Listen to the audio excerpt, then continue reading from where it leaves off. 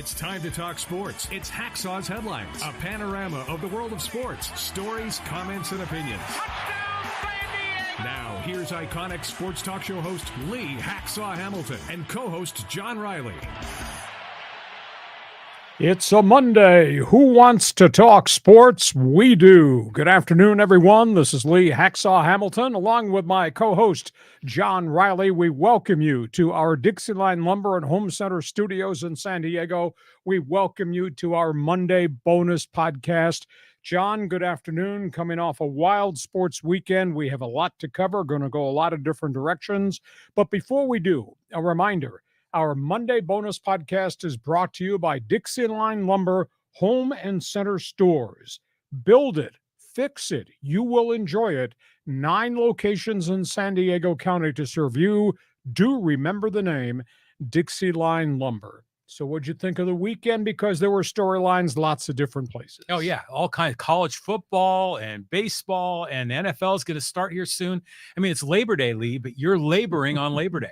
And a program reminder, if you like the NFL, Thursday, you'll want to make an appointment. Our Thursday NFL preview, a look at every team and every division in the National Football League. Thursday podcast, all NFL. Don't miss it. John, before we launch with topics on the table, explain to everybody how they're going to join us right at the end of the show. What is Fans Forum? How does John Q. Fan express an opinion on our Monday bonus podcast? Yeah, so you can get involved in Fans Forum. I mean, geez, our last podcast, it was lit. There were so many people involved. If you've got a question or comment for Hacksaw on anything in the world of sports, drop it in the live chat on Facebook or YouTube. We'll get you involved in Fans Forum at the conclusion of Hacksaw's Headlines. Be sure to subscribe across all the social media platforms. Like, follow, share, subscribe, and especially on YouTube. That's where we put the most content. And a reminder, give us a thumbs up. Hit that button. Give us 5 stars if you like.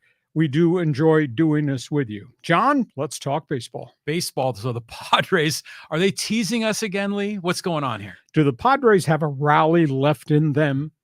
Padres wipe out the Giants. Padres are 5.5 out of the last wild card spot, but the calendar is running out on them. Is it indeed? Good headline there, John. Too little, too late. They win 3 in a row against the San Francisco Giants. The Giants have really faded. Now they got the Phillies at home. Then they get the Dodgers, and then they go to Houston to meet the Astros, who are in a life and death fight for first place in their division. Is there a rally in them? I'm not listening to anybody in the clubhouse. No statements accepted. The Fab Four in the month of August hit 225. Most important time when they most desperately needed it. The Fab Four, the 4 highest paid players on the roster, hit 225. Sorry, can't cheer for that. You got Darvish shut down with the elbow situation. There will be a second examination at the end of this week. I just don't see how he can come back and pitch, even after he had the cortisone shot. Musgrove is very limited in terms of doing long toss. Suarez suspension is now officially underway, so he's out another week and a half. Boy, I felt bad for Luis Campusano. Took a foul ball off the package yesterday, and he could hardly walk to the dugout. Kid has really played well. He's hitting 321 since he came back from the surgery. He's getting better defensively, so it looks like that is your catcher for the future. But at the end of the day, they're still 20 games behind the first place Dodgers. So I don't know. You tell me, is there a rally left? Are you buying into false hope again? Again, I mean, that's just been this tease, this back and forth. But you know what? There's still a chance, you know. So they're 5.5 games back. The teams above them have not been playing well. So, you know, they win 3 out of 4 against the Giants. Now they got Philly, Houston, and LA. That's going to be tough. But if they can do okay, if they can maybe be above 500 for those 3 series, then after that, it's easy pickings. It's like the A's and the White Sox. So there's maybe a chance, but it's got to be like 2% probability. I have no problem with you doing your share of this podcast from left field with your heart on your sleeve. No problem there. Let's go from the struggles in San Diego to what really has become a nightmare in Anaheim. Yeah, this is just really tough. I've been hearing these comments from Mike Trout. I mean, wow. Well, the Angels in total state of collapse. Off season is going to be probably awful, probably as bad as the in season has become, just because of the collapse, because of the weight of all the injuries. The Angels have lost 22 of their last 30. Ooh. They made all those trades at the deadline, and we thought, hey, they're making the push to get there. And then they gave up a week ago when they put Lucas Giolito and a number of the other guys they got at the trade deadline on waivers, and a bunch of those guys were claimed by other people. I think it's a betrayal of the fans for them to do that. It comes off as a salary dump. They dumped $5.8 million in salaries when Giolito and Renfroe were claimed by other teams. They're desperately now trying to get beneath the luxury tax so they don't have to pay more for a substandard season. Ohtani, of course, can't pitch. He's not hitting as well now since the elbow injury. Did have the plasma platelet injection. No determination yet, and it probably won't make a determination till October 1st as to whether he rehabs after the plasma injection or whether they do brace surgery, which is a different form than Tommy John surgery that might allow him to come back to spring training and pitch. But you got the Ohtani situation, Mike Trout back on the disabled list for the second time. He's missed so many games over the last group of years. There is no Rendon sighting. The third baseman this has turned out to be a disaster of a free agent signing. And now you got Mike Trout saying, I want to meet with ownership right at the end of the season to determine where we're going. And the insinuation from the national beat writers is that Mike Trout's going to say, trade me. Go get as many resources as you can. Put me with a ball club that I can win with and go to the World Series. Artie Moreno should sell the team. There's insinuations that maybe they fire Perry Manassian. You can't keep changing general managers every 2 to 3 years. Phil Nevin tried so hard before the bottom fell out because of all the injuries. And you think the Angels were in the pennant race 3 weeks ago, and then every star player went down with an injury. So this is just a nightmare beyond description. And this thing is not over if Trout stands up and says, trade me. Well, has this ever happened before where a team has released all these players? I mean, I can't recall that ever happening. I mean, sure, they go on waivers, but it was literally just a white flag that they waved. So, maybe this is leading up to Artie Moreno finally saying, hey, man, because he was on the fence about selling last year. Now maybe this is it because he's just given up. Yeah, he's given up, and I just think it's a bad look. It's a bad optic for the leadership. And I've been a strong defender of Artie Moreno because he has spent a lot of money on free agents, but he's also made a lot of mistakes on free agents, and he's wasted a lot of money on free agents. And I don't like the way he's treated front office employees and what he did to his broadcasting teams, both English and Spanish. He's just kind of lost Hacksaw as a supporter, and they're not winning, and they're going in the wrong direction. And I just tend to think enough is enough.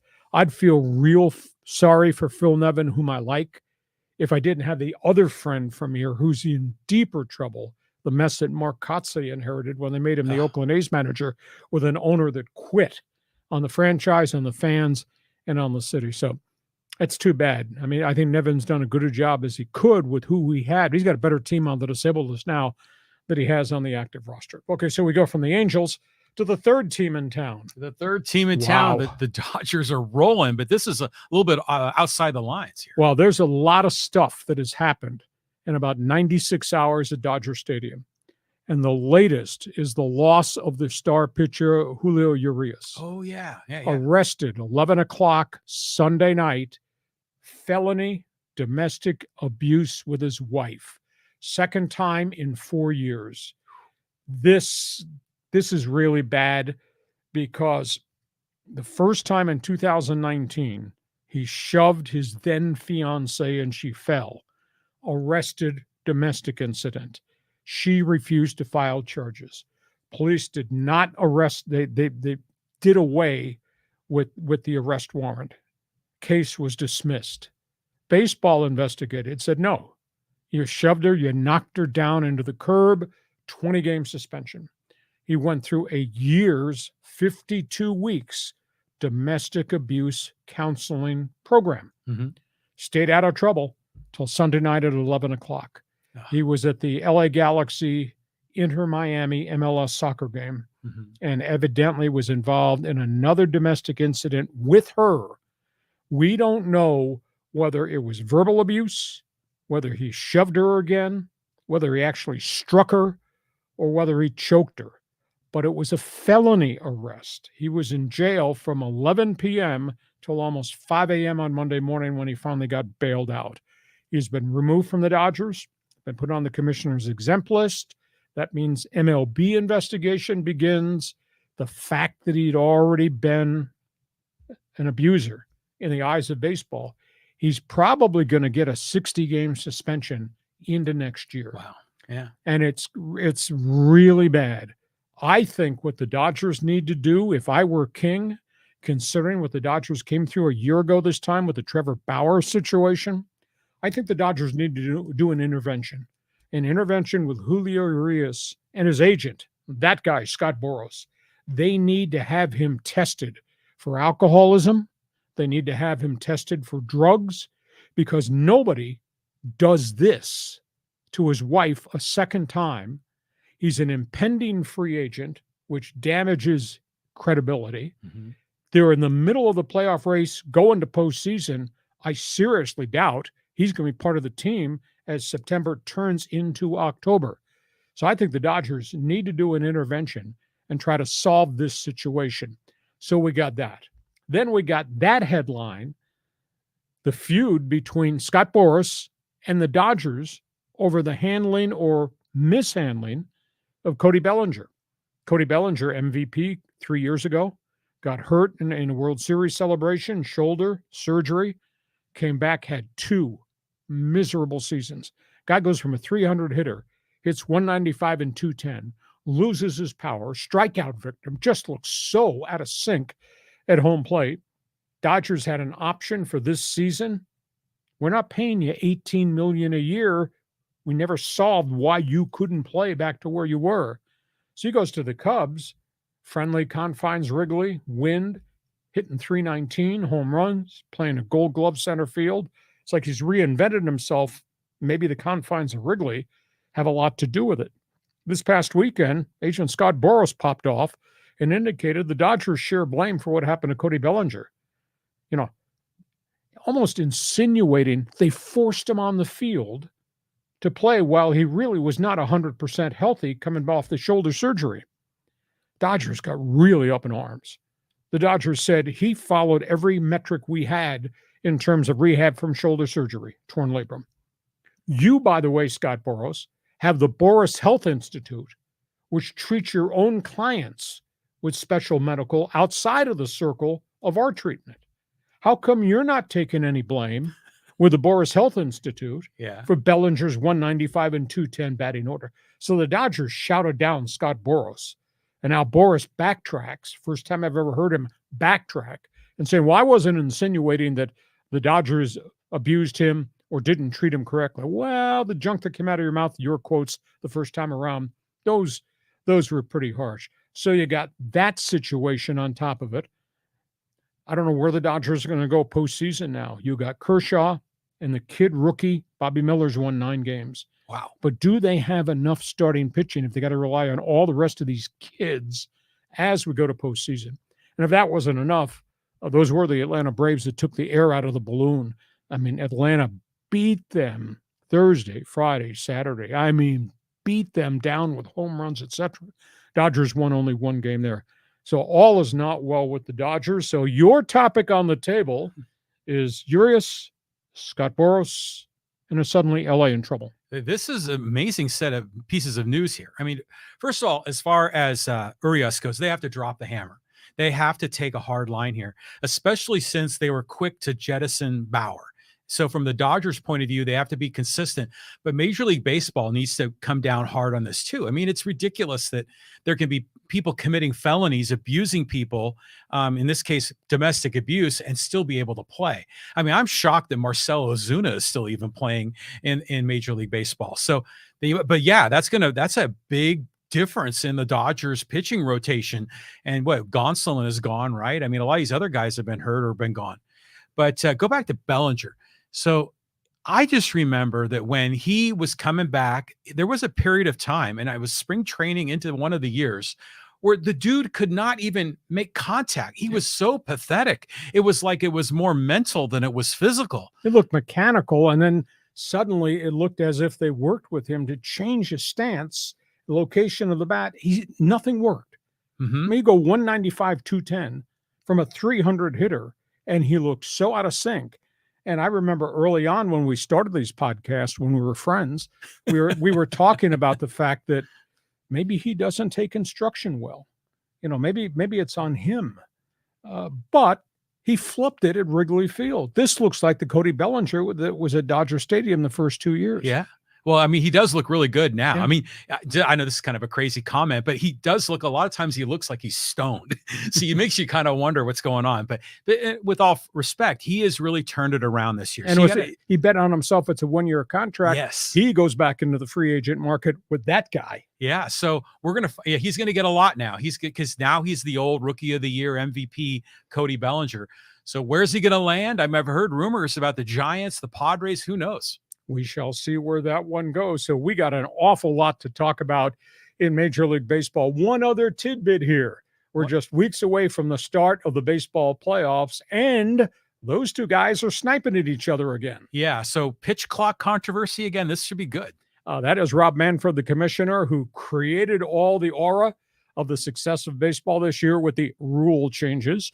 That is Tony Clark, the head of the Baseball Players Association, who wants changes in postseason. Manfred and his executive committee that were creating the rule changes went public, and they decided over the weekend, no changes. Everybody has adjusted to the pitch clock. Everybody seems to like the ban on the shift. The games are shorter. Team batting averages have jumped up. The limited number of throws to first base on pickoffs, that's been reduced. There are more stolen bases, though not as many as they thought there would. It's going to be fascinating. During the regular season, a year ago, with the shift and everything else, average game time was 3 hours and 5 minutes. Team batting average for all of baseball with the shift was 242. This season, time of games, 2 hours, 39 minutes. Wow. So it's like a 20 plus 5, 25-minute increase or decrease in amount of playing time. Team batting average is up to about 250. So it's 8 points higher than it was a year ago. So a lot of stuff has changed there. Now, the big challenge, and we like postseason baseball, but I will tell you, playoff baseball last year, average game, 3 hours, 32 minutes. So they're keeping the rules in place. Do we need a 2 hour and 39-minute playoff game? It's the most important time of the season. Do you think they should have flipped back to no pitch clock come playoff time, or has it made the game better and it'll make the playoff games more exciting too? What do you think? That's interesting. Well, first of all, it's amazing that the batting averages have gone up when they banned the shift, but for the Padres, they went down. But going back to this, I'm surprised that they were considering removing the rule in the first place, because you would expect consistency from regular season to the playoffs. And especially, the other factor here is we were thinking they were going to, go back to the old rule. So they wanted 3.5 hour games because there was more TV revenue and advertising dollars that they could get. So I like the fact that they're going to keep it the same. I mean, that way we're not monkeying, going back and forth on this. Okay, we go from that. Let's go to college football. John and I had a really good time watching Colorado TCU opening weekend college football season. I should preface everything because on this side of the table, I have ranted and raved about what Deion Sanders did when he flipped the Colorado program. I am a minority of one. I have gotten bashed nonstop on social media. I still think it was unethical to run off 76 players and tell the world You can't play here. You can't play for me. You were 1-11. You're going to the transfer portal. I still stand that was unethical. But the flip side of that, I could not believe how many quality speed players and the system they ran when they beat TCU. I mean, they had them on their back heels from the second possession of the game on. I mean, it was stunning, the load of skill players and the efficiency, no huddle offense, and what they've done. They brought in a guy by the name of Sean Lewis, who I'm familiar with. He was the head coach at Kent State in Ohio, and he flipped Kent State by using this type of offense. Well, Deion brought him in as the offensive coordinator. You hardly ever see a guy leave a Division I head coaching job to be an assistant coach, but Sean Lewis did. I mean, they were electric to watch. They were running 3 snaps in 65 seconds, no huddle. I was really impressed. And Neon Deion's kid, Shedeur Sanders, that was impressive. 510 yards, 5 touchdowns through the air. He got the ball out of there so quick. He was able to go through his progressions. They just never, ever got to him. And I'll tell you, I have a Heisman Trophy vote. I guess the name Travis Hunter, Colorado, has to now be included for consideration over the course of the season. Kid had 11 catches for 119. He transferred from Jackson State with the coach, with the quarterback. He played 119 snaps. 119 snaps as a cornerback, and he was making plays. And as a wide receiver, wow. Amazing. They got so many athletes who can run. Now, that being said, once you get video on this new package that Sean Lewis put on the field for Colorado, defenses will do some things to maybe take them out of that. Mm-hmm. And they couldn't run the ball at all, so they're exposing that quarterback a lot. So that will be fascinating to see, because up next they're going to play Nebraska, and then they dive in to the pass-happy Pac-12 conference schedule, which I don't think is going to be easy. End of the game, Deion was defiant. Damn, he was just lecturing everybody. And he said, I have all these receipts from all you guys in the media who said all these things about how I conducted business here in Boulder, and I'm going to cash this in. And the media stood there, listened to the diatribe, wrote columns on Sunday and columns on Monday. And so Neon Deion, I guess, is good for everything in Boulder. I don't know if everybody's buying it around the country. And he just wanted to boast and high step all over the media at that post-game press conference. It was fun, but he stockpiled a lot of really good talent. Now the question is, can they continue to play at that tempo? And will defenses, because you're playing some, good time teams, are defenses going to do things that'll slow them down and take them out? So I'm defiant. What he did with the transfer portal was wrong. I salute him and his people, because they went and got a lot of skill talent. So balance me out here. You tell me where I'm right or whether I'm wrong, because I know when we go to Fans Forum, I'm going to take some hits. Go ahead. I loved everything about that game. I mean, from the way Coach Prime led his team to even enjoying a lunch with you at your house. It was great. So first of all, this is an incredible achievement for what they've done. And they were a 1-win team. They're going up against the national champion runner-up on the road in Fort Worth, and they beat them in the most entertaining game that went back and forth and back and forth. It's heroic when a guy like Coach Prime, one man, could come in and completely transform the culture, the energy, the talent, and the schemes. I mean, it was awesome. And then to see him, like you say, after the post game, cashing those receipts, well, hell yeah, and that's just going to get all of his players fired up, and that's going to want to make other players come to play for him. So this is just fantastic. I mean, this is the great story, and I just hope they keep running the table. But yeah, it's going to get tough for them. Yeah, this will be fun to see. So, you got an opinion? Or you don't have an opinion? You got an opinion? Go ahead. Join us on Fans Forum. Tell me what you think on Fans Forum about Neon Deion. He's defiant. I'm defiant. Pretty good combination. Let's go from that. Let's go to football here in town, and not so good and even worse. Go ahead. Yeah. Okay. So San Diego State, Idaho State. I was at the game at Snapdragon Stadium. I'll tell you what a great stadium that is, and really love the amenities, the concessions, the sight lines, the video boards. But boy, the product on the field, I was frustrated, but they came away with the win. I don't know how you struggle against a team that was 2-20 over 2 years. I mean, Idaho State, granted, I got to believe that coach, Cody Hawkins, they're going to win games in the Big Sky Conference because somehow, some way, he found a lot of speed that he recruited to a program that had gone 1-10, 1-10. He had kids, and his offense was fast, and they made things happen. They got a little bit overwhelmed by the pass rush, and then the quarterbacks took some sacks, and they turned it over, 3 interceptions along the way. But they scared the bejabbers out of the Aztecs. I mean, stunning thing to me, and I happen to like San Diego State's roster and package and coaches. They needed an onside kick to guarantee they wouldn't lose to a 1AA team from the Big Sky Conference. Yeah. How is that possible?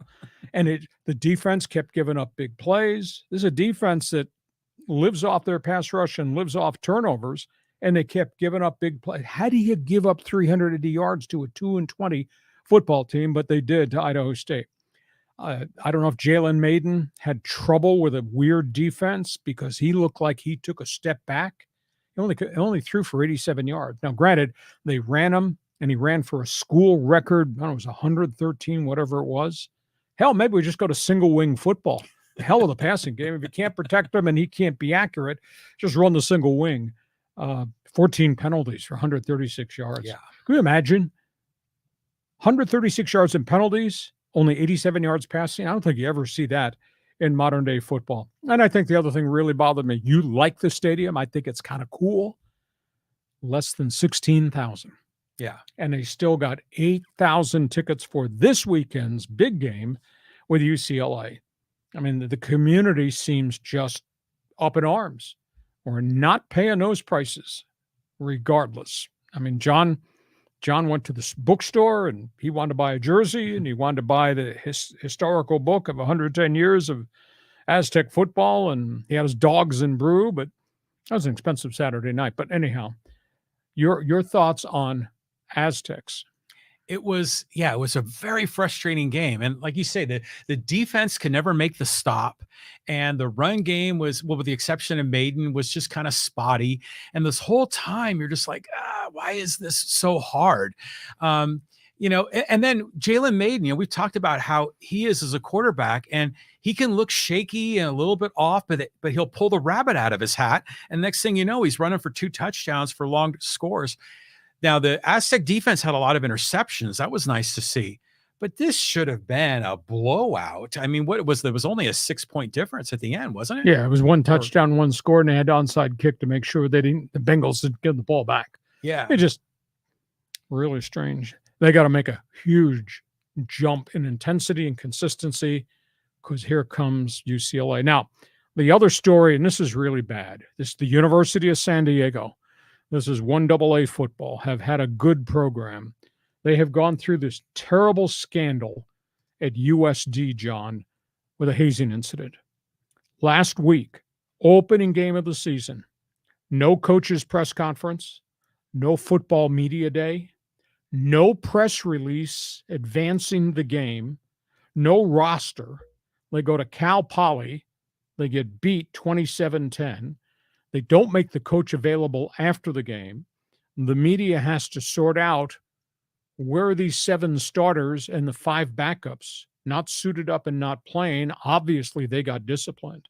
The lack of transparency at USD in terms of dealing with this crisis, I think, is deplorable because the public has a right to know and a need to know, and the media is the conduit for that information. President of the school, you can't sweep this under the rug. Now, there was hazing. They shut the camp down in preseason for 6 days. They refused to list any names, etc. But you don't promote your product and you don't make your coach available. And by the way, we're doing our job. You have to answer questions about this situation, who and why and how you dealt with it. And they didn't do any of that. And all USD's people needed to do was go back to opening day last season across the hills at San Diego State. And what happened in the Matt Araiza situation? Right. When that coach and that athletic director got up and walked out of the media press conference with 9 TV cameras rolling, it became the lead story everywhere. San Diego State really mishandled the Matt Araiza situation. USD has mishandled this. There's no call for this because you got a whole football season to play. You mean to tell me you're not going to send out any press releases? You mean to tell me you're not going to make the coach or the players available to the media, just doing their job covering the team? Hey, if you want to have closed scrimmages for your 12 alums that care about the program, I guess that's okay. But I was really, really bothered by that approach because they got a job to do and we have a job to do. And the story is not going to go away. Yeah, that's not good. I mean, because it's one thing, there's the crime, but sometimes the cover up is worse than the crime. And here, this is when they have to be as transparent as possible. Sunshine is the best disinfectant.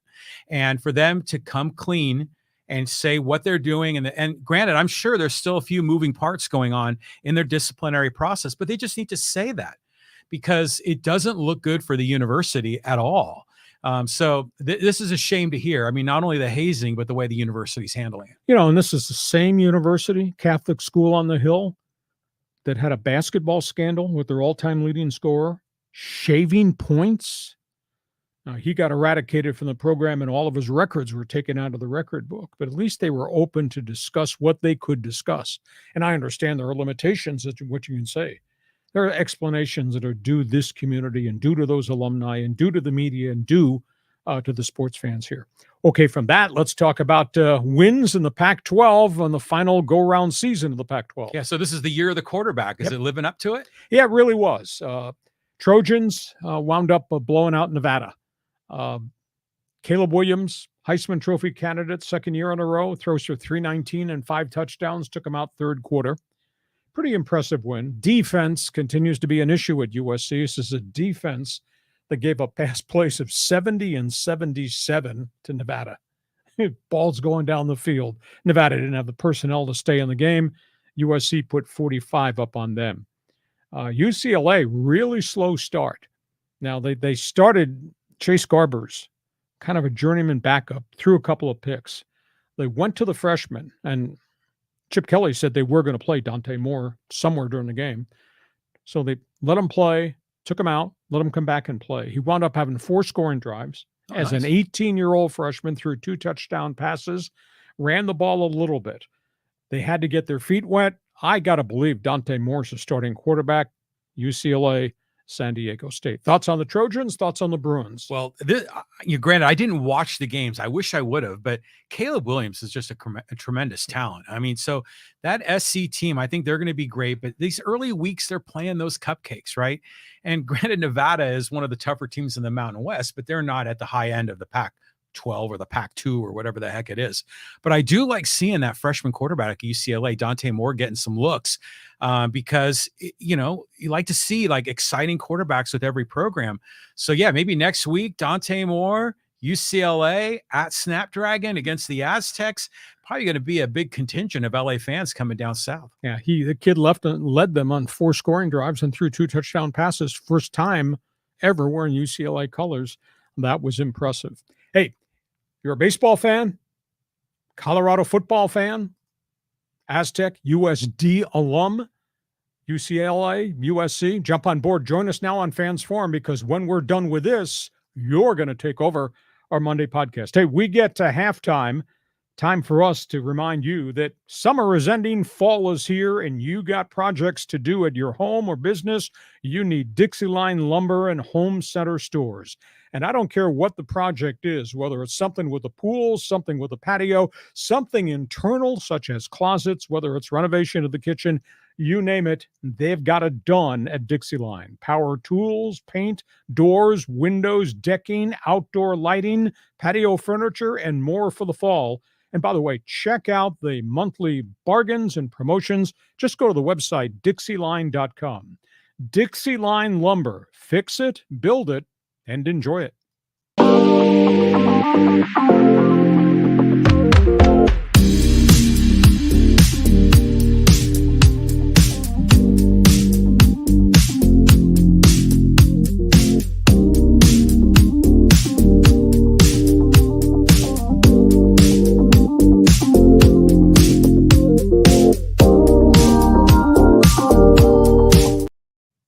John, want to remind everybody that they should subscribe to what we're doing, our bonus Monday podcast, our regular Thursday podcast, especially with the NFL season beginning and the baseball playoffs just around the corner. How do they subscribe? And again, just remind everybody who's new to our live stream how they can co-host with us in what we call Fans Forum. Okay, so many ways you can get involved and join the team. You could subscribe wherever you get your audio podcasts, as well as on YouTube. Make sure you subscribe there. Click on the bell for those updates. Like, follow, share, and subscribe across all the social media platforms. Hacksaw is on TikTok and Threads and Instagram and Twitter and Facebook and YouTube. So subscribe everywhere.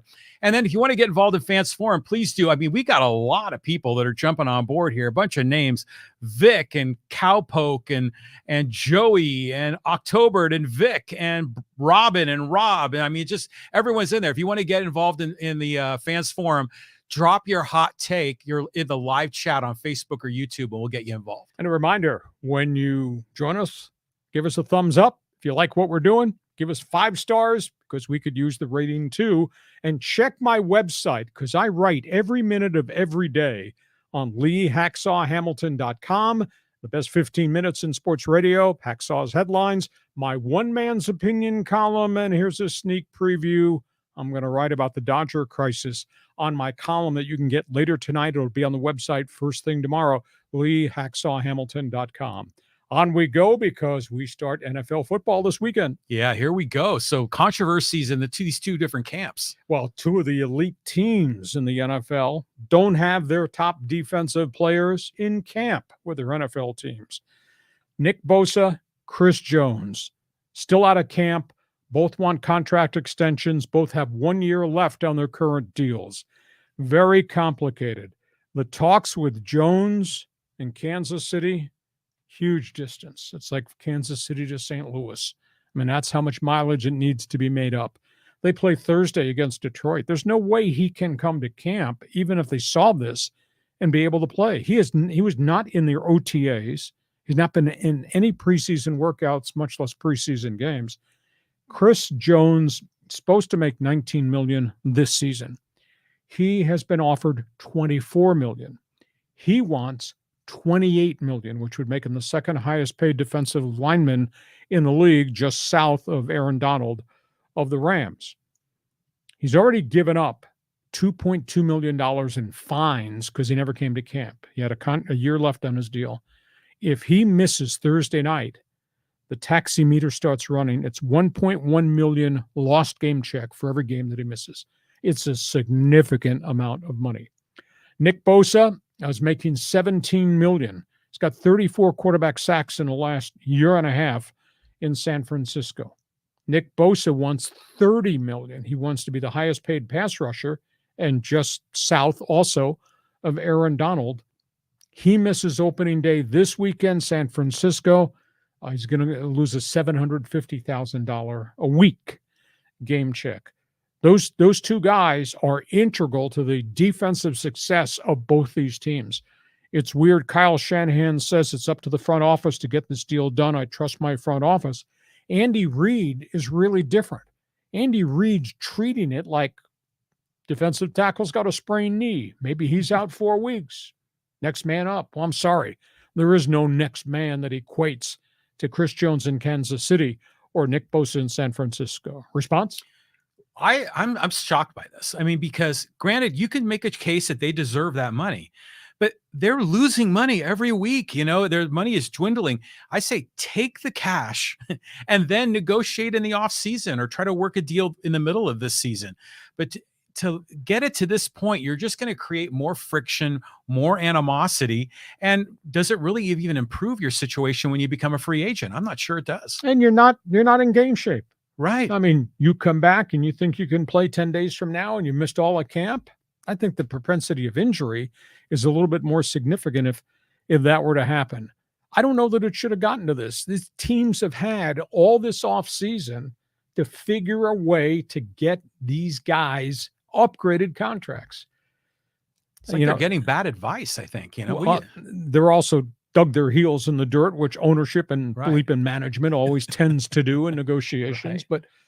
But, Kansas City, if they don't have Chris Jones for 3 weeks or 4 weeks, this is holdout continues or he finally signs and gets himself into camp and into actual NFL game shape. San Francisco's on both sides. They're not the same team. Well, aren't the Chiefs like right up against the cap? Everybody's up against the cap. So if they were to like, figure out a way to redo his deal, they'd have to kick other guys off the roster, wouldn't they? They might, but there is CPA help out there that'll find you a way to finagle the structure of the contract so you fit them underneath the cap. But on the field, this is really important.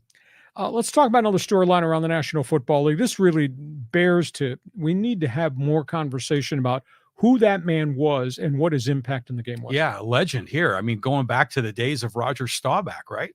Gil Brandt has passed away. He revolutionized football scouting. Gil Brandt, Vice President, Player Personnel, Dallas Cowboys, joined the team in year one. Tex Schramm was the founder of the Cowboys. It wasn't always Jerry's team. Tex Schramm, Tom Landry, Gil Brandt, Father, Son, and Holy Ghost of Cowboy football, and really good. Gil Brandt revolutionized scouting. Ahead of his time, first man ever to use computers to look at metrics that football players had in college and to rank those players as to what they could do, what they couldn't do, etc. Great. He's the one that came up with the Wonderlic idea. Let's test about the cognitive aspect of players making decisions, etc., and their intelligence, not just football brute strength. He's the one that helped create what became Springtime, Indy, Combine. He was a brilliant guy. And when the Dallas Cowboys had all that success early, it was with Landry's X's and O's, but it was with his players that he found.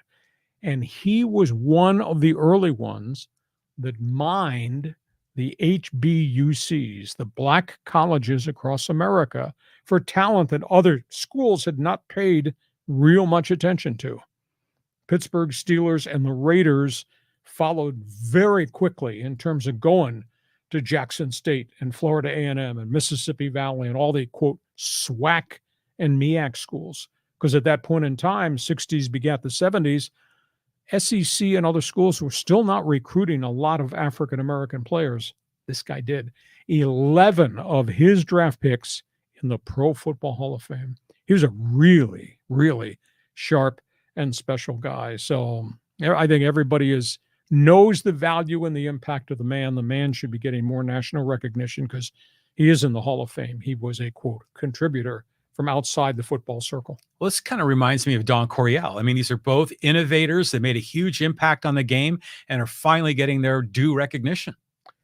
One other topic on the table. This hasn't gotten much publicity at all. Probably should. You know that guy, the Big Tuna. That's what he was called in New York when he coached the Giants and the Jets, and to a degree in New England. Bill Parcells, who's been in retirement. He's 82 years of age, lives in Saratoga Springs, New York, and then lives in Jupiter, Florida in the winter. The story just leaked out over the weekend. A columnist friend of mine dug up this story and finally got it confirmed. Bill Parcells, who has always loved his guys, even when he was yelling at his guys and driving them to the playoffs and the Super Bowl, he takes care of his guys. Bill Parcells, out of his own pocket, wrote checks for $4 million to 20 former New York Giant players. Wow. Who have had all types of health, personal, and financial issues. Nobody knew about it. Story kind of leaked out via a former player who thanked Parcells. That's an amazing accomplishment. You know, you have the Players Association, and they're supposed to represent everybody, the Alumni Association. There's a lot of guys who played in the NFL that are really down on their luck. Health issues, financial issues, obviously personality disorders, obviously CTE. And Parcells has been doing this for maybe the last 10 years, writing checks to help his guys. You know, he's 183 and 138. He won 2 Super Bowls, and his impact on football in the borough in New York City with Giants and Jets was amazing. And I had a coach tell me at the height of Parcells' tremendous success, he'd beat you with his players. And then if he could, he'd take your players and he'd beat you again. I mean, the Tuna, I dealt with him a bit. and I liked him. I kind of dealt with Belichick, and I got along fairly well with him. But Parcells was a dynamic guy. You talk about perfect fit personality in a certain type market. He just loved the interaction with the media in New York. And it'd be gunfire sometimes at his press conferences, but he was really, really good. That says volumes about the person to write that kind of money checks to his guys who are in trouble. Yeah, I mean, you would expect that ownership would be taking care of these players. But at least Parcells recognizes that he wouldn't be who he is without the contributions that all of his players made to win these multiple Super Bowl championships. So good on him for kind of recognizing, his family, of all of his guys, and taking care of his loved ones. I mean, it's pretty cool. Yeah, I agree with you. Hey, our Monday bonus podcast is brought to you by Dixieline Lumber and Home Center stores. 9 locations in San Diego. Fix it, build it. We guarantee you will enjoy it with Dixieline Lumber. John, do you think we're going to be here till Tuesday night answering all these questions? I cannot believe how many of your friends are involved in the chat room getting to us from left field. Yeah, here we go. Let's talk about Cowpoke McGee. And he says the recent news for Oregon State, Washington State is that they will stay in the pack alone and enjoy the war chest and possibly steal Mountain West Conference teams. Do you find it short-sighted to do this rather than just working with the Mountain West? Cowpoke, that's a pretty good question. Let me give you a brief background. The NCAA distributes its money to each conference based on what happens in bowl games and what happens in March Madness. They pay you what's called a unit of money from NCAA revenue. And it's paid over a 5-year continuum window. So if you have your football program goes to the college football playoffs, there's a chunk of NCAA unit money that you will get, and every other team in the conference gets a little piece of that pie. If you go to March Madness and a whole pile of teams go, those basketball units go to each conference member. The big debate right now, and this is going to be lawyers that will have to sort this out. All these guys defecting from the Pac-12, and it's now down to 2. What happens to the remaining money of units that USC and UCLA and everybody else who had earned in the playoffs, the bowl games, and the March Madness? That money is paid out over a 5-year period. Where does that money go? Does that money go into the conference coffers, even though there's only 2 conference teams left? Who has access to that money? Just Washington State and Oregon State, because everybody else is gone? Do the teams that defected, do they get their units, even though they're in another conference? This is really complicated. I think, Cowpoke, that's why Washington State, Oregon State have made the public stance. Pac-12 banner. We're going to carry it, even if there's only 2 of us left. They need to wait and see. And I was told it's $55 million that's available in unit money in the Pac-12 bank account. Somebody has to decide, does everybody get to split that? Or is that money left behind because of the Trojans and the Bruins and Cal and Stanford and everybody else that defected to the Big 12? We don't have an answer for that. So the Pac-12 might be really rich if they get to keep the money in Oregon State, Washington State. One of the theories out there was that if they won all that money, if they get all the units, they would take some of that money and they'd go to San Diego State and Boise and Fresno and say, we'll pay half of your exit fee to leave the Mountain West. Come join us. It's an idea. I don't know if it's legal because nobody knows yet what happens with the, quote, $55 million in unit money that we think is still out there. That answer your question? Yeah, that's an interesting angle because you can make a claim, of course, that money is earned. USC and UCLA, they earn that money by their performances in the tournament. But it all comes down to the contract and lawyers get involved, like you said. So we'll find out. Yeah. Anybody got a phone number for lawyer's office in La Jolla? Because they're going to get some phone calls. Okay, better call Saul. Okay, here's one from Dorada. It says, Padres, quit beating a dead horse. Well, I don't listen to what anybody in the clubhouse has to say anymore. I'm just tired of it. We got 4, maybe 5 weeks left in the baseball season. I don't know if there's a rally in them. How can you be a great team when you never had more than a 3-game winning streak? And by the way, You're not playing the dead-in-the-water Giants or beating down Arizona or the Washington Nationals anymore. You got the Phillies. Phillies roll into Petco Park, 179 home runs this season. Jeez. Everybody hits home runs in Philadelphia. Of course, they play in a bandbox. Their team batting average is 259. And that includes Kyle Schwarber's 190 batting average with 39 home runs. Just thinking of it. So you got the Padres with a pitching staff that's kind of been shredded, and you got all these big bats, Philadelphia, and then you got Houston, and then you got the Dodgers. So I'm not beating a dead horse. I just don't think I can't cheer for them because I think they've let the community down terribly, and there will be people that have to answer questions at the end of the season. If this turns out to be a non-playoff season, I think it will. So are you tired of talking about it? Do you agree with him? Quit beating a dead horse? No, I mean, this is a soap opera. It's turned into, I mean, it's beyond what's going on the field. It's everything else, fire AJ, I mean, everything. So we have to keep covering this. And like I said, there's still a chance that maybe they can pull a rabbit out of their hat and get in the playoffs. Highly unlikely. I mean, geez.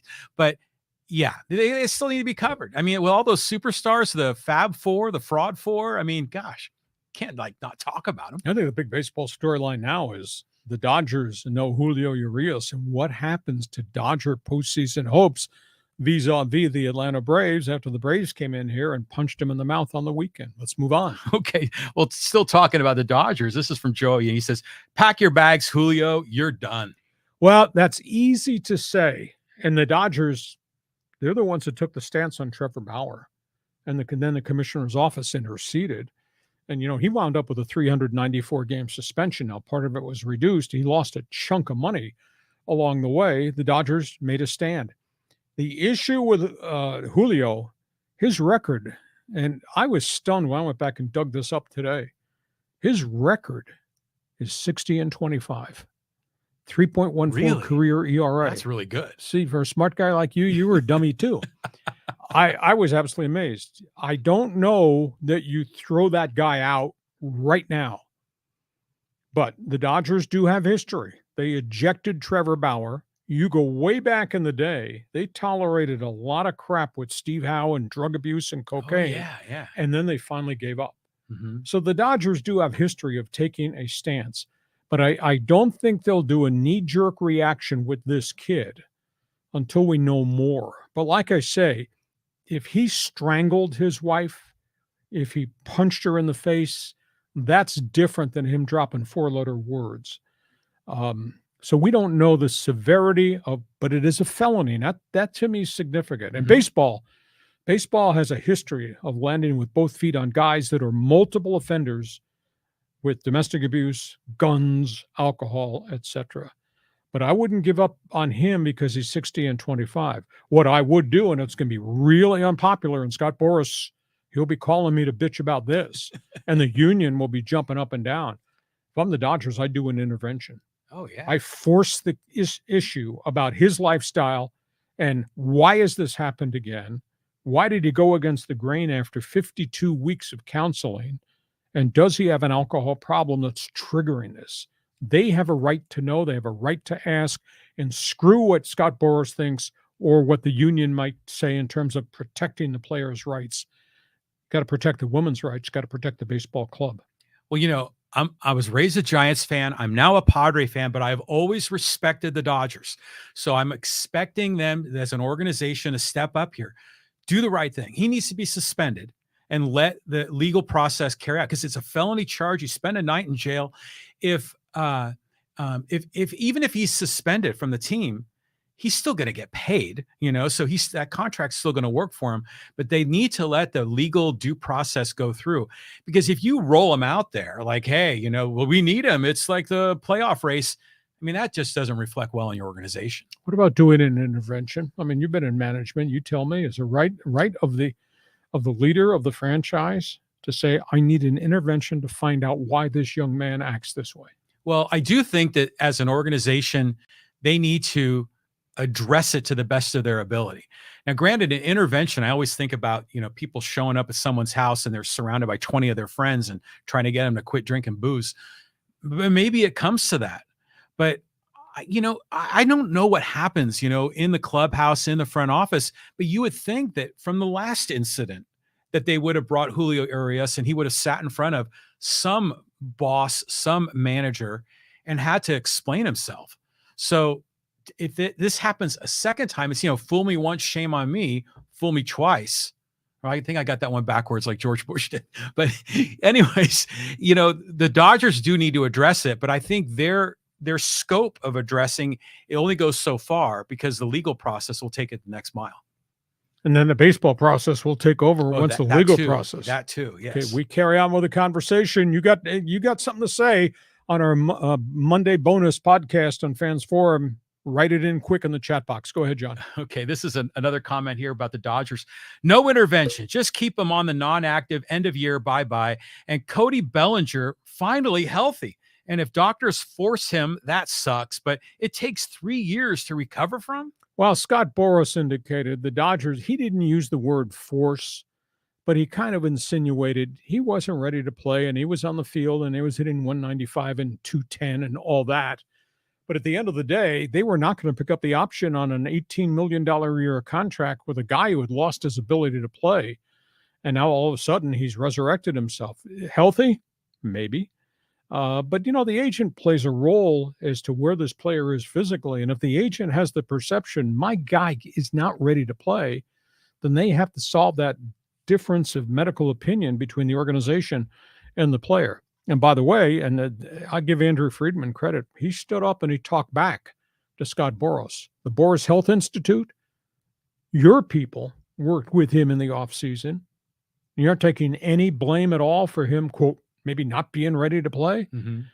So, and Boras backpedaled on that, which is the first time I've ever seen Scott Boras backpedal on anything. It's history. He's not coming back here. I seriously doubt that as a free agent, but he resurrected his career at Wrigley Field and he'll get a payday. If I'm him, I think I stay in Chicago because he and Wrigley Field seem to link up pretty well. Oh yeah, that works out really well for those guys. But you got to give Bellinger credit for turning it around. I mean, because he has been terrific this year. But I just remember seeing him and he was just so inept, just flailing, could barely even make contact there for a while when he was in his recovery. So I don't know. I mean, what are you going to do here? It kind of reminds you a little of that Shohei Ohtani thing where he had his own medical staff that was giving him bad advice. And now Boras has his medical staff. Well, I don't know if it was bad advice for Shohei. It's just the reality that he just physically broke down and he had already had elbow surgery. So, the fact that the Angels acceded to the request to let his medical people handle him as a multi-position player 7 days a week, that's kind of unique. But he's had great success, and now it's all kind of caught up to him. But those injuries to pitchers, they happen on every major league roster. Big time. Okay, moving on. This is from Rob. He says, question, will UCLA fans outdraw San Diego State fans at Snapdragon this Saturday? Rob, I'll tell you the stunning thing to me, and UCLA fans, there's a big Bruin contingent here. Maybe not as big as the USC Trojan Club, but they seem to have revolted against the ticket prices that San Diego State is charging. San Diego State's ticket prices are different depending on who you're playing. They played Idaho State. Ticket prices were here. They played Ohio U. They were here. UCLA ticket prices are this big because you're paying a whole pile of service charges and everything. I don't know that that's the right way to conduct business, but that's the way they're conducting their business. And that's why San Diego State had 16,000 empty seats each of the first two home games. And I asked somebody in Los Angeles, you expect UCLA fans to let it come down? He said, no, the ticket prices are absurd. And that's why there's 8,000 unsold tickets as of this past weekend for UCLA week. So I like a lot of people at San Diego State, but I think this whole marketing package of Snapdragon and how they've conducted their, quote, business of business, I think it's really screwed the thing up. Yeah, it's interesting that there's still 8,000 tickets available for this.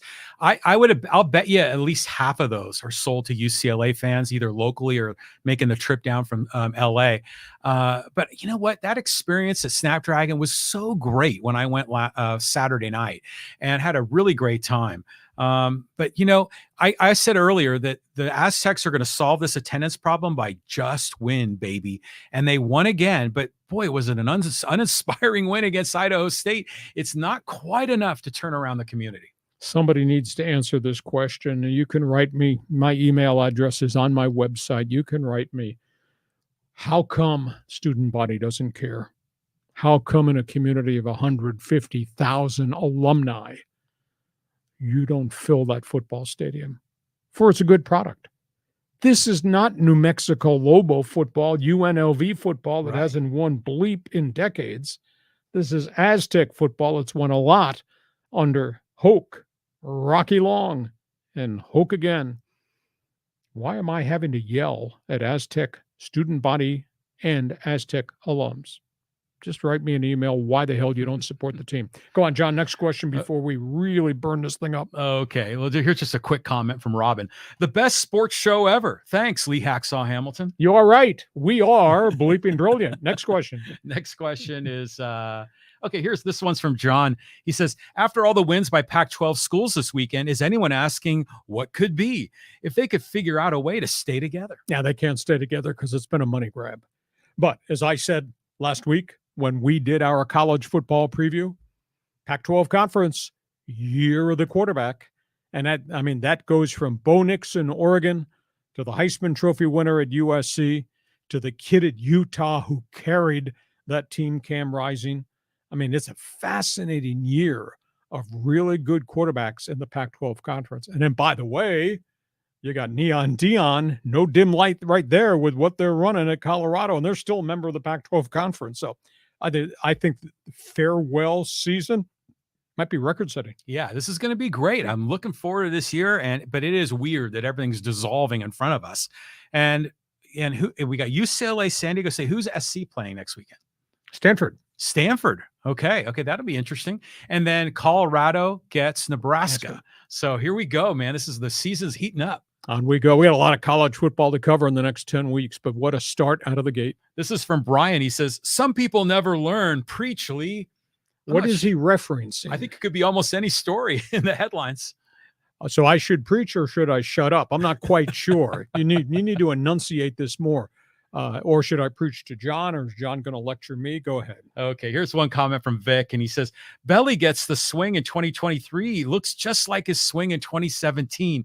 It really does take 3 years for a full recovery. Belly bombs. Well, we don't know. I mean, it's torn labrum. And, what part of the shoulder was it labrum? Does it impact his swing? Did his conference suffer? They tried to change his stroke, where he held the bat, his stride, etc. And at the times that I sat there and I watched him closely, every time I saw him, it was a different approach to swinging. He looks so out of sync, and the end result is 195 and 210 with a loss of power. Now, I don't know whether they changed him at Wrigley Field. I think he looks different to me right now wearing a Cubs uniform in terms of the bat location and the movement and the stride. So maybe they figured something out, or maybe it does take 2.5 years to recover from labrum surgery. There's no answer, but the only answer is 319 batting average with, I think it was 24 home runs out of the weekend. How often does this happen? I mean, first of all, you see people that win Rookie of the Year or MVP, and then eventually they fall off a cliff and they're out of the Major League Baseball. But he reinvented himself, came back. I mean, how often does someone start big, go down to the dumps, and come back big? Well, his dumper was because of the injury, I maintain. Mm-hmm. Question is, how badly was he hurt? Did the scope surgery solve it? How come it took him so long to get back? I don't have answers to that. I'm sure we'll find out, because Scott Boras sends out a book for all of his clients in free agency, and he matches Cody Bellinger's accomplishments over one given year and prior when he was healthy to every great player in Major League Baseball. Well, do you give him a long-term contract? Do you trust this? Good question. I would assume so. I would assume a 3-year deal, because I don't think I'd give him 7 years, and I don't want him falling off the face of the earth for me if he's going to Cincinnati or whatever. But the price will not be easy, because that is Scott Boras. Yeah, it's Scott Boras. Hey, moving on, we got some social media comments here. We can sneak people in. And let's go here talking about Coach Prime. And this is from that poll you ran on Twitter. And this is from SD79. He says, the NIL made this a business. Students don't matter anymore. They go where they are wanted. It's player free agency. They go where they are paid. And Colorado's got, quote, big cigar boosters in Boulder. And I'm sure their NIL money is pretty significant. I am fascinated, though, by just the numbers of skilled people they got. I mean, they got so much speed. And then you got Sean Lewis, as I talked about, the Kent State head coach who became the coordinator, and what they run at the line of scrimmage and how quick that ball gets out. Now, they didn't run the ball very much or very well, but they spread the ball everywhere. They sprayed it to running backs. They went down the field, and obviously Travis Hunter made some remarkable catches. I'm a little stunned that TCU struggled so badly, but you know what? Texas Christian threw 2 interceptions in the end zone. Hell, TCU could have had 60 points. They missed a field goal, too. Yeah, exactly. As you and I yelled at the TV, they left 17 points on the field. So, I mean, that could have been a TCU win, but they just couldn't handle the kind of speed and the skill guys. And Colorado just kept running these guys on the field. It was absolutely amazing. But that being said, everybody gets video. And I'll guarantee you by week 2, week 3, there'll be some different things. Defensively, it will be done. We'll try to slow that whole package down. But out of the gate, as you said, what a hell of a story. And I think it's awesome. I think it's phenomenal what Neon Dion has done. I don't agree with how he treated his players coming in the front door, but this roster, it's really cool. Well, think about this. He brought with him, 9 or 10 guys from Jackson State, and one of them was Hunter. And I guess Hunter is almost like part of the Sanders family, so they have this personal relationship off the field as well.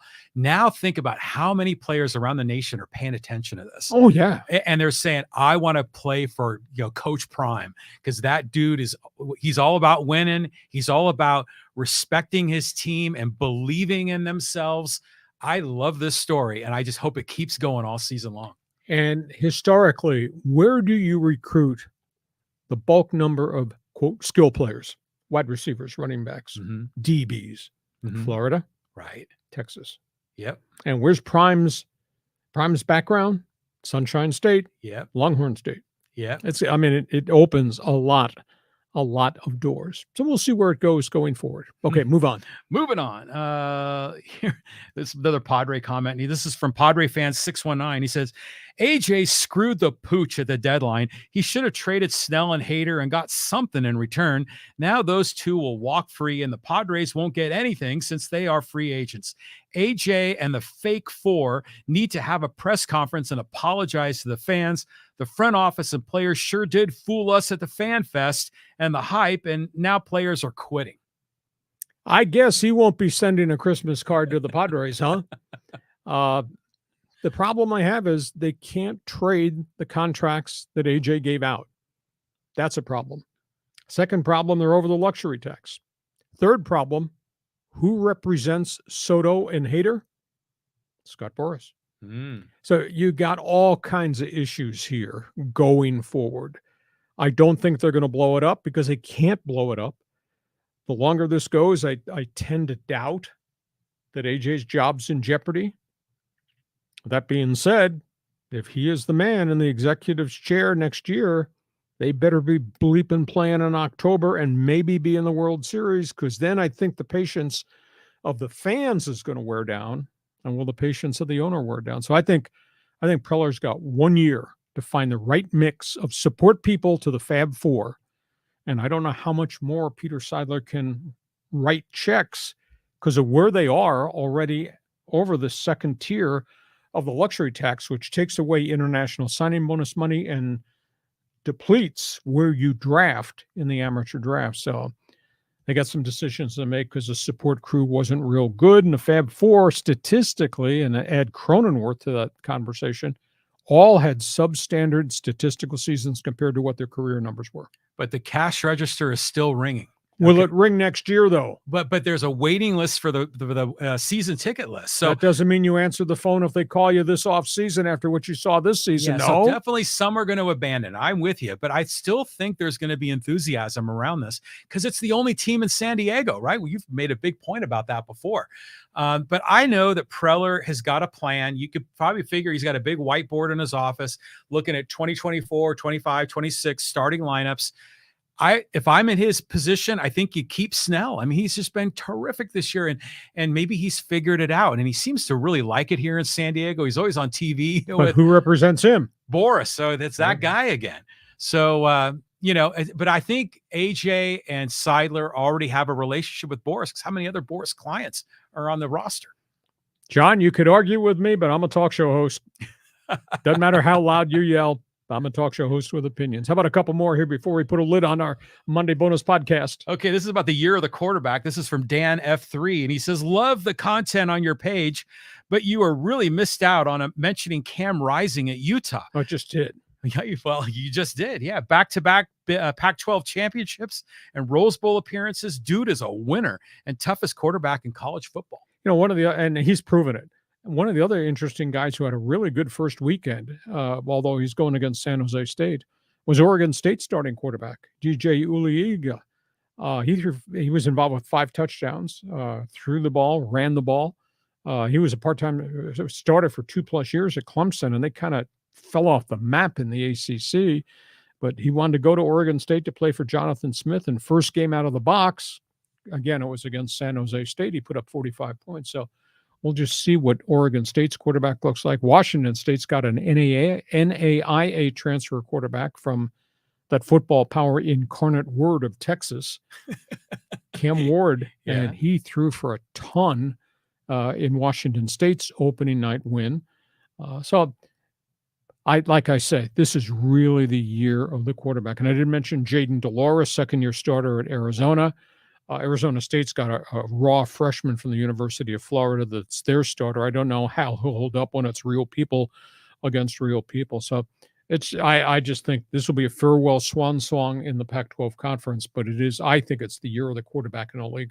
Yeah, and then Michael Penix, at Washington, and what 450 they did and 5. Yeah, and they smoked Boise. I mean, were you surprised by that game? I just didn't think Boise had the manpower to hold up to 4 quarters of football against the Huskies, and the Dogs really did them in. And Michael Penix is Michael Penix. I mean, he is just perfectly gifted for what Kalen DeBoer is running up there offensively in Seattle. Like I said, virtually everybody in the conference has got a thrower, Bo Nix, Oregon included. Yeah. And now suddenly you got the Colorado Buffaloes and all the speed and firepower, and they've thrown their helmet into the ring against everybody. So I think it's really going to be a good season. Hey, listen, we hope you've enjoyed our Monday bonus podcast. We are here Mondays. We are here Thursdays. We want you to subscribe. We want you to tell your friends what we're doing on our podcast. Check my website. That's the address right up top. No excuse. If I write it and I fill all those columns, I want you to read it. Our Monday bonus podcast brought to you by Dixieline Lumber and Home Center Stores. Fix it. Build it. You will enjoy it this fall. Our thanks to Dixieline. John, have yourself a great week. We'll talk to you again come Thursday. All right, Labor Day weekend. It's going to be returning the page, but a lot of good stuff coming forward. And you have yourself a great holiday weekend. Thanks for joining us on Hacksaw's Headlines. Join us again for Hacksaw's Headlines on YouTube, Facebook, and Twitter.